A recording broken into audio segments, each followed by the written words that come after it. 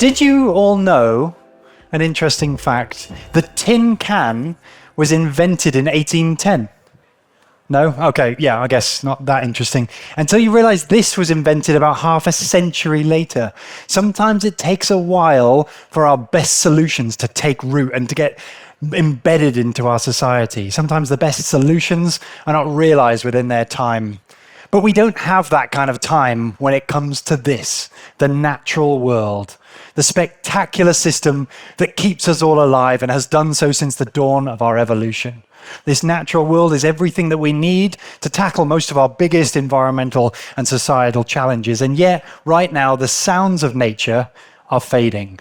And instead, they're being replaced often by the sounds of people marching in the streets, marching against our new nature protection laws, because they're concerned. These marches are understandable. People are worried that nature protection will come at the expense of our food production, our very economic stability in our jobs. And I understand this concern, which it absolutely makes sense, but it's actually based on a fundamental misconception of the nature of our relationship between people and the natural world. This is what we try to understand in our research group. By pulling together insights from ecologists all across the globe, we're able to piece together a global picture of biodiversity so we can start to understand its relationships with human well-being. And a few years ago, I was involved in an innovation that was misunderstood in its time. We wanted to map for the first time the scale of the global forest system. This incredible and magnificent system, it turns out, is home to just over 3 trillion trees. This was a staggering number, reframed our understanding of the scale of this system. We were immediately criticized for missing the trees in the Vatican City, so we did have to update that number, but don't worry, it's all updated, and 3 trillion and 12 is still a massive scale of a global forest system. But once we've got those models in place, they don't only show us where trees exist now, they can also show us where trees might naturally exist. And this helped us to realize that we've actually had a staggering impact on the scale of this system. We would once have had almost double the trees that we have now, about double the scale of that immense system. But outside of urban and agricultural areas and the existing forest regions, we also realize that there's a huge land of opportunity. This is the degraded ecosystems, the places where forests would naturally exist, but unfortunately they don't because of past human development. And across these degraded ecosystems, we realize that if we could protect these ecosystems in the long term, there's room for just over 1 trillion new trees. That's 0.9 billion hectares of land. A third of what has been lost exists in regions with very low human footprint. Now, once these trees were able to recover and these ecosystems to rejuvenate, we estimated they would have the potential to capture just over 200 gigatons of carbon. That's 200 billion tons of carbon, and it equates to about a third of all the carbon that we need to draw down in the fight against climate change. And it was this number, this carbon value, that placed these forests on the map when it comes to the climate conversation. Suddenly, the headlines went absolutely mental, all because of this one particular number. And it gave rise to many things, like the launch of the United Nations ecosystem, a decade on ecosystem restoration. WWF launched their Trillion Trees campaign, shortly followed by another Trillion Trees campaign from the World Economic Forum. Suddenly, it was gaining unbelievable momentum, and when the smartest person on the planet starts planting trees in the White House lawn, you think it's got to be too good to be true. And unfortunately, that's exactly what it was. Because to many people, this was seen as an opportunity to greenwash, to just plant rows of trees, carbon farms that are blanketing the landscapes at the expense of the beautiful ecosystems that we depend on. These carbon farms, to capture carbon at the expense of everything else, can be devastating for the biodiversity that we depend on, but also devastating for the climate change movement, because these are often seen as an excuse to avoid cutting emissions. And it gave rise to a period of academic controversy that has really undermined the environmental movement for some time. For me personally, this was an incredibly dark phase of my life. I was criticized by some of the experts I value most in the world, people saying that those numbers were wildly wrong, that there's no way forests could capture 200 gigatons. I was called an armchair ecologist and much more creative insults along the way. And this also gave rise to headlines. The media then started to follow and started, rather than focusing on the potential of nature to help us, they were focusing on the risks of restoration done wrong. Now, this headline, I'm sure there's not a single one of you would disagree. Of course, the wrong tree in the wrong place will do more harm than good. It's worth noting that that is an obnoxiously simple sentiment because it applies to everything that has ever existed. You stick a toothbrush in the wrong place, I'm sure it'll do more harm than good. Obviously, we're not talking about re-engineering our ecosystems. We're allowing nature to take hold.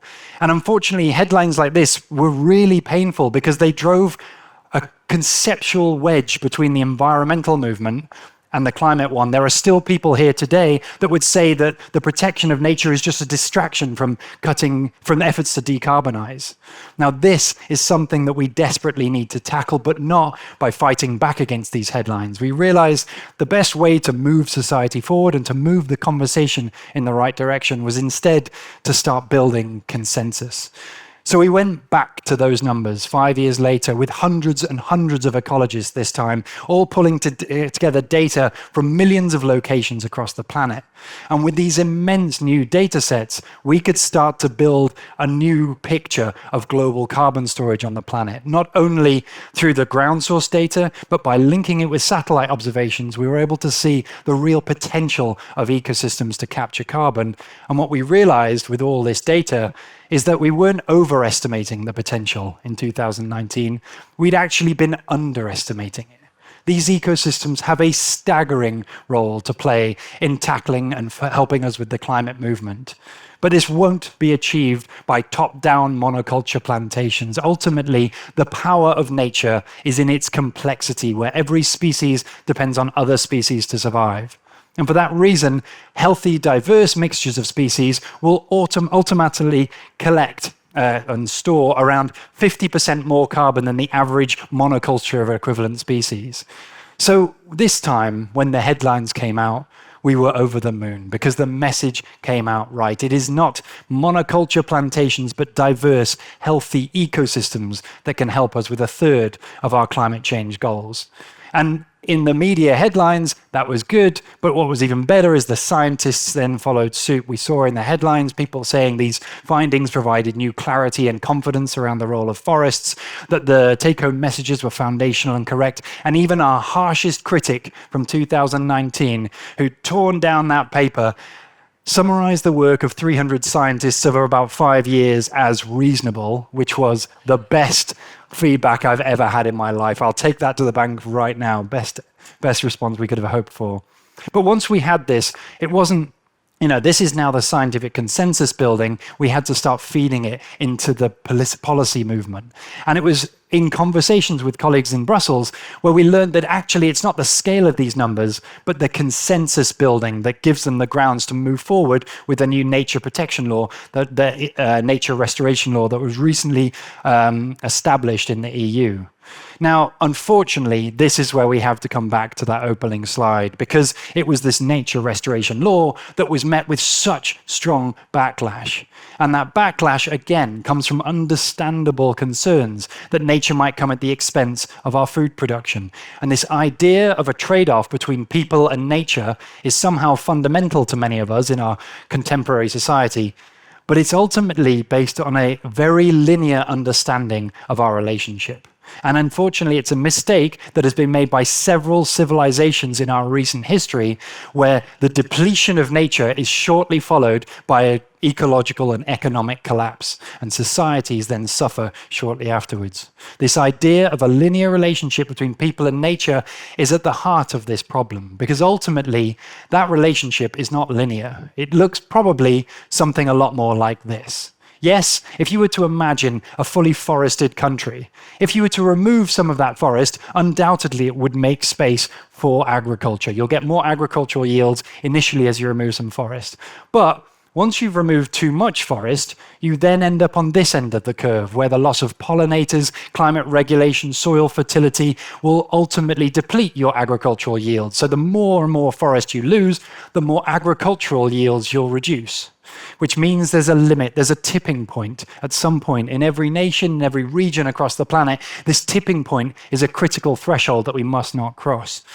And for the first time this year, we were able to actually study the nature of this relationship. By linking agricultural yield data to forest productivity data, we can show clearly that this limit is actually far, far earlier than what we realized. We thought we had to conserve about 30% of our world's forests, but actually what we see is our agricultural yields start falling once we've gone beyond a threshold of 48% forest loss. This is pretty staggering. But once we've got this data, we can now start to track how different countries are doing. We can see that some countries are okay, they're still in the blue area. That means that they have potential for development and potential for sustainable forest solutions. But most of our countries, almost 70% of the countries around the world, are in this half of the spectrum, where every hectare we lose is depleting agricultural yields in the regions around. There is a net reduction in agricultural outputs when we lose our forests at this stage. And unfortunately, most of the global south now exists right at this tipping point, at the location where further deforestation is going to drive losses of agricultural productivity. We are going to drive feedback loops that deplete our food sustainability and security. But this is the stuff that motivates policymakers. This is the stuff that can help them drive policies towards protecting nature for the well-being of their people. But how to do that is another question. And obviously, in the past, we saw the mistakes where people thought it was just about planting rows of trees.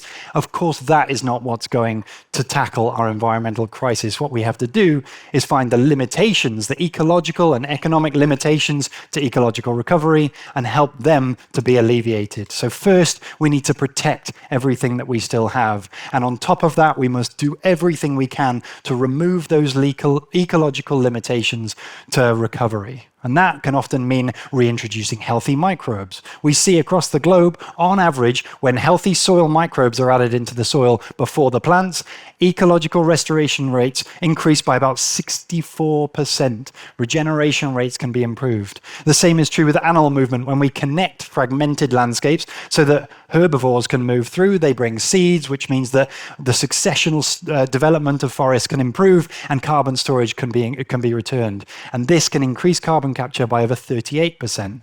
And one of the biggest solutions and the biggest limitations is, in fact, the role of people. We are undoubtedly the biggest and most important limitation to ecological recovery, and as a result, we are the biggest potential solution to our environmental challenges. Because the greatest limitation to ecological recovery at this moment on the planet is our inequitable distribution of wealth.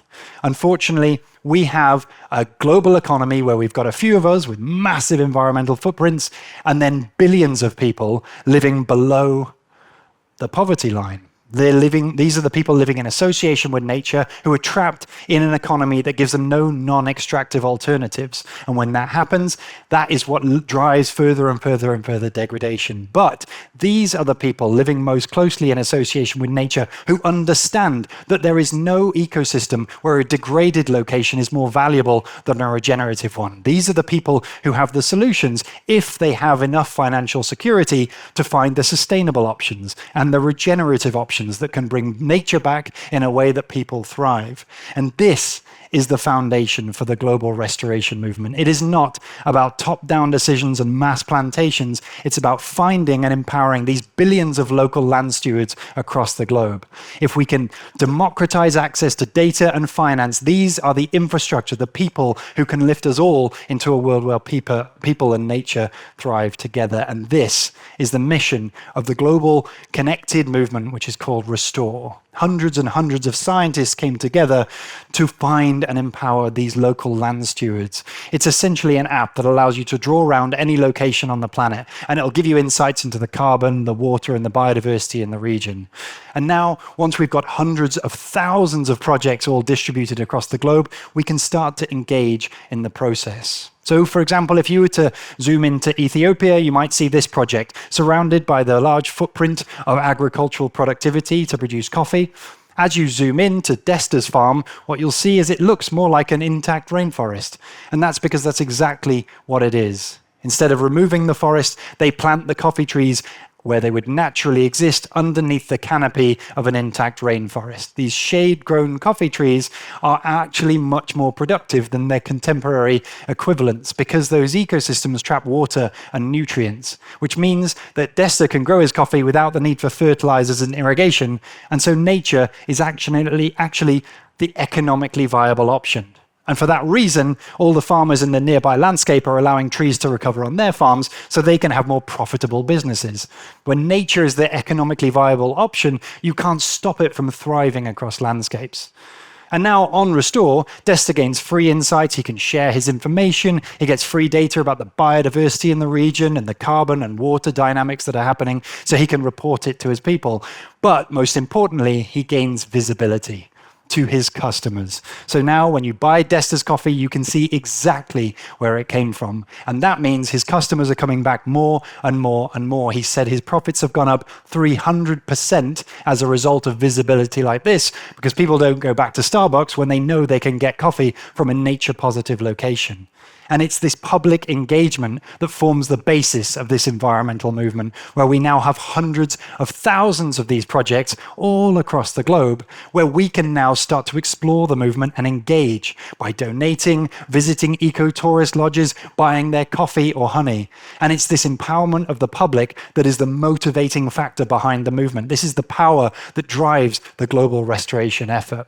So we now have over 160 million hectares of land under protection and restoration, governed by these incredible local indigenous communities, farmers, the stewards of nature. And with all of this, we can now start to track this burgeoning environmental movement. And on top of that, governments can do the same. So if you were to go on to Restore, you can click on any country and track how they're doing towards their restoration targets.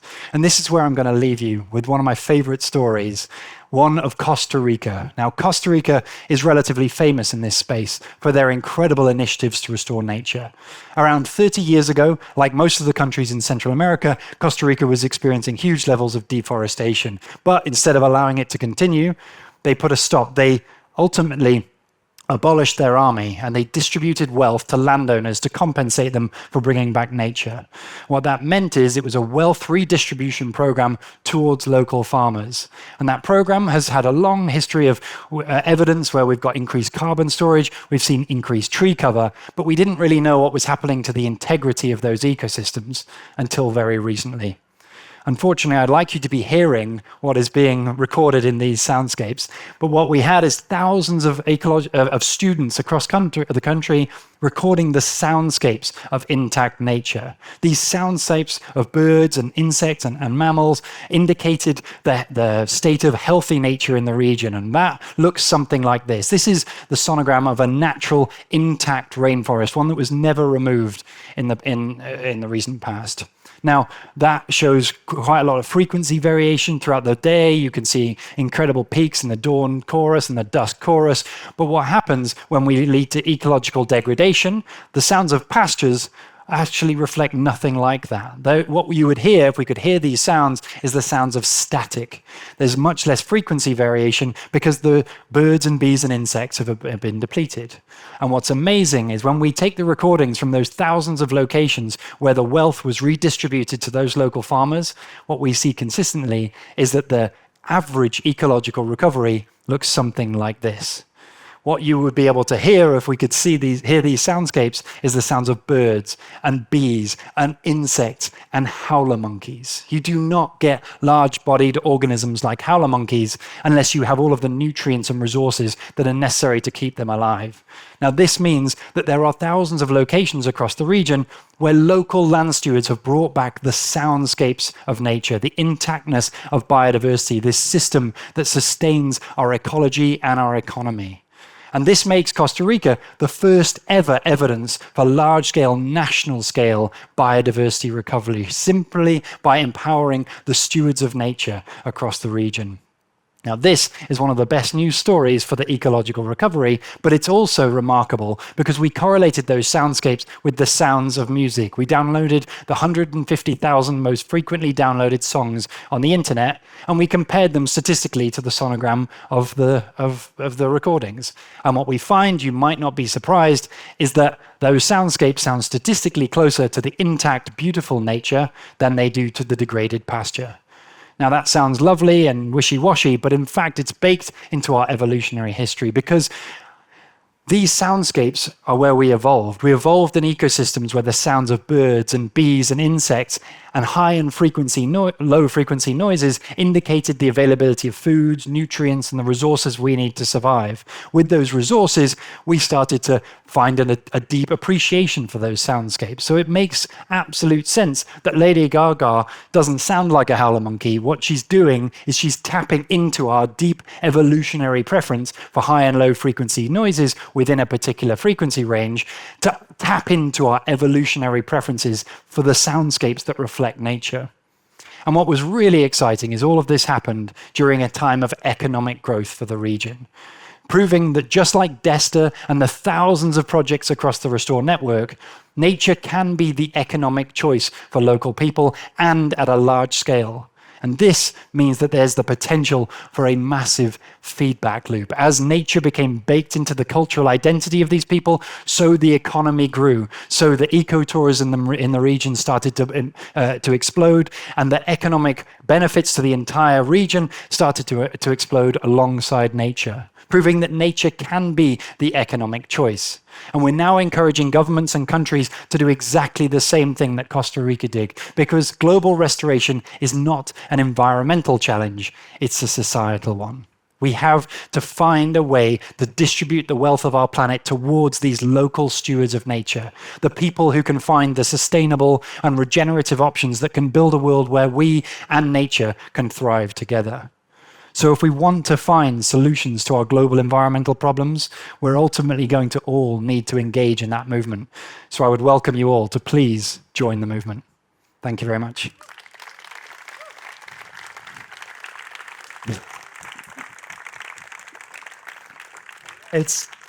Thank you, Tom, and thank you for reminding us that ecology is not just about planting trees, and it's about connecting different people, being generous with information. It's beautiful. As I've been chasing Tom for the past 3 years, I'm not going to let you go right now. I would like to ask you some questions, but maybe first, as I'm also a little bit starstruck, it's my time to make a selfie. Should we do it Let's that see way? how that works. Let's do it that way. Yeah, that's better. Hello, people. Okay. Maybe some questions, Tom. They've put some chairs here, Oh, nice. and yeah. I'm getting into the shade. Wow, thanks for sharing your passion. Something that's very interesting for me is that in the fly of your presentation, you say that inequality is the biggest driver of degradation. And that's interesting because I believe, and maybe a lot of people in the audience think it's about greed, it's about indifference, lack of information or knowledge. Can you share what this is about? Why inequality? Yeah, it's a maybe counterintuitive one when you first think about it, but we've, over the last 10 years, had an absolute explosion of information about the state of nature, so we can start to really disentangle all of the social and economic drivers of degradation. And the one that comes out by far on top across the globe is the inequality within a region. And it is that ultimate driver that stems from our global economy. Ultimately, we have a small proportion of us with these enormous environmental footprints. That's obviously a huge problem.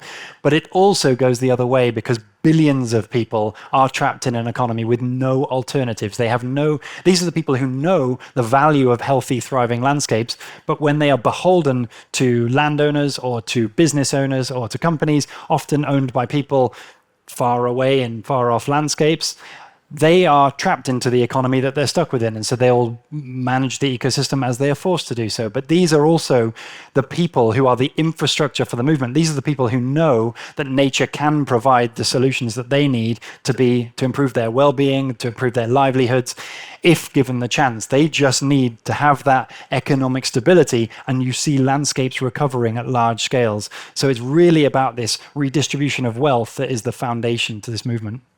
Okay, thank you. Thank you for broadening our horizon on that. Something else, your story is very passionate and I would say optimist. But we're living in weird times. Also, when it comes to nature and biodiversity, think of the American orange toddler destroying laws to protect nature. How do you maintain hope and optimism yourself? Yeah, I think I get asked this question a lot because I'm working in the climate movement and the biodiversity movement, and there's so many bad news stories out there. But I'm quite lucky because I get to see the thousands and thousands of unbelievably successful projects, indications like Destas, where when nature is more valuable, you see then entire landscapes regreening because all of the farmers take on that practice. You see degraded ecosystems where the loss of forest had depleted water security, and then you see indigenous wisdom being reintroduced into the community, forests come back, soon moisture comes back, then cattle can graze, people have livelihoods, and the landscape starts thriving again. And when you see these examples, you cannot help believing that massive scale change is possible. And I think it's that belief that is the most fundamental challenge we have right now, because I think the average person across the globe would love to do something to help nature, but there's this deep underlying belief that we're doomed. There's this fear that we're screwed. So what's the point of even trying? And this is worrying because there is this causal relationship between what we believe and what actually happens. If we continue to believe that climate change is a terrible chore, that's exactly what manifests. But when you see projects like this and you realize that undoubtedly we can build a world where people and nature can thrive together, you see more and more and more engagement. We will only ever engage when we believe it can happen. And that belief then causes a feedback loop that makes it more likely to happen. Yeah. So. You mentioned feedback loop. I want to stick to this word because I'm not an academic, but you mention it a lot. And for me, the word feedback loop, well, it sounds a bit scary because it's mentioned frequently in the context of climate change. But you say that feedback loops are interesting in the context of biodiversity. Can you help me understand?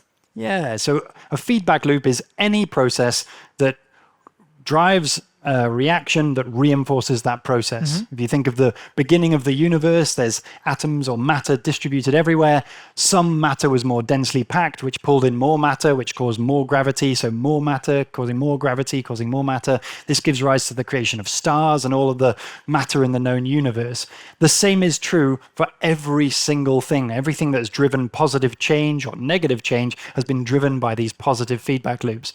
So the proliferation of biodiversity on our planet is a perfect example of a feedback loop. The more diversity we have, the more space we have and opportunities for other species. So biodiversity propagates more biodiversity. And in the restoration conversation, these feedback loops are incredibly relevant because at the moment, climate change is happening because of similar feedback loops. The more carbon we emit, the more we warm the climate, the more carbon is being emitted from our soils, and the drier forests are getting, and the less carbon storage there is, which drives more carbon to be emitted from our soils, driving a loop that is accelerating the change. But we have the opportunity to build our own feedback loops, like the ones I mentioned earlier. When local communities get empowered or when their livelihoods are improved by nature, that is when nature starts coming back more. And that will improve their livelihoods more, so then nature thrives more. And that's the kind of loop that can build massive momentum for ecological recovery. Yeah. Cool. Interesting. Creating context for regeneration to make things flourish. From this very cosmic example that you gave me, let's go to the day-to-day life in the atmosphere of our own neighborhoods, let's say. Let's get real. You dedicated your life and work to this, but what is the best thing that somebody can do in his own day-to-day life, in his own neighborhoods? What is an action with impactful results? I mean, on an easy level, I just go on Restore and buy products from Desta or buy local honey products. You can easily engage with the movement. But in reality, that's just an example for how we can entirely transform our livelihoods. Every one of us knows that every single thing we eat, wear, sit on, every product we've ever purchased comes from nature. It has a footprint on nature. In most cases, it has a negative footprint on nature, which means we have the potential to have a positive impact with every single product we engage with. What I think is the actual key to the process is not which action should I take, it's how do I enjoy the process. If you love a plant-based diet, engage in it more and tell your friends about it and lean into it more. If you love cycling to work instead of taking the car, do it more. Just lean into the things you enjoy, because those will drive a feedback loop of positive momentum. The momentum. Again, if we see climate action as this terrible chore, it will definitely stall on its feet. But if we all see it as this an amazing opportunity to engage in a movement and to live better lives and save more money or make more money or be healthy or be happier, then we have this incredible potential for a movement that can really change things. All right. Thank you. Thank you, Thomas. Ladies and gentlemen, Thomas will be around for a while. Give it up for Thomas Crowther one more time. Thank you. Thank you.